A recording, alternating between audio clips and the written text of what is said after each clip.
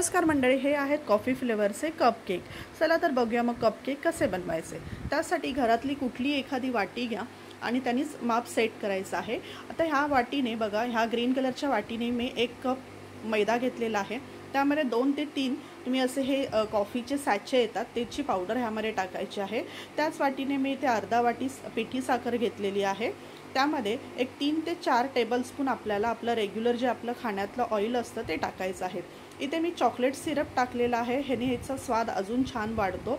हर्षीजचे ते 10-10 रुपयाचे सॅचे येतात, तेही तुम्ही याच्यामध्ये वापरू शकता। थोडं दूध टाकायचं आहे आणि हे मिश्रण आपल्याला थोडं पातळ करून घ्यायचं आहे। बघा, थोडं दूध टाकायचं आणि ह्या प्रकारे आपल्याला हे मिश्रण जे आहे आपल्याला पातळ करायचं आहे। इथे तुम्ही बेकिंग सोडा, बेकिंग पावडर अर्धा टीस्पून टाकू शकता। सपोज ते दोन्ही नसतील तर तुम्ही हे अर्धा सॅचे इनोचं टाकू शकता।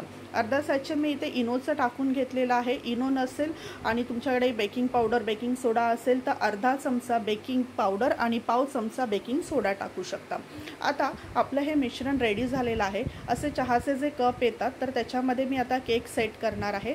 ऑइलने ग्रीस करून घ्यायचे आहेत हे कप आणि त्याच्यामध्ये आपल्याला हे जे कपचं जे माप आहे ते फक्त अर्धा कपच आपल्याला हे मिश्रण त्यामध्ये टाकायचं आहे, कारण की हा फुलल्यानंतर पूर्ण हा केक असा वरपर्यंत येतो। बघा, अर्धा वाटीच मी ह्याच्यामध्ये आता मिश्रण टाकून घेणार आहे, हाफच फिल करून घेणार आहे।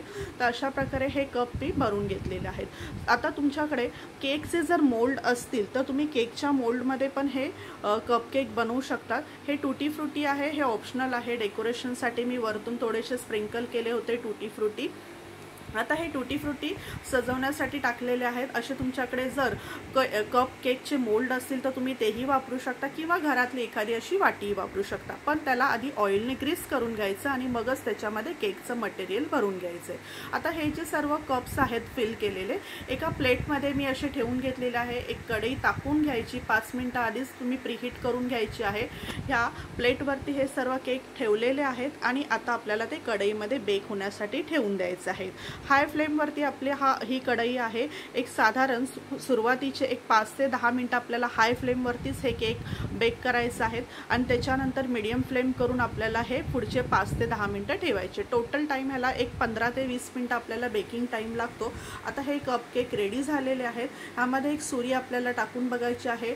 आता ही सुरी जर क्लीन निघाली तर आपले केक छानपैकी बघा बेक झालेले आहेत। आता हे आपले कपकेक खाण्यासाठी पूर्णपणे रेडी आहेत। तर बघा, एक मी कपकेकचा कवर काढून घेतलं होतं कैचीच्या सहाय्याने। तुम्ही बघू शकता मस्तपैकी स्पॉन्जी असे हे कपकेक बनतात। असे तुम्ही घरी बनवा आणि खा आणि एन्जॉय करा। जर तुम्हाला आपले व्हिडिओ आवडत असतील ना मंडळी तर आपल्या चॅनलला नक्की सबस्क्राईब करा। एक सबस्क्राईब करायला विसरू नका। धन्यवाद।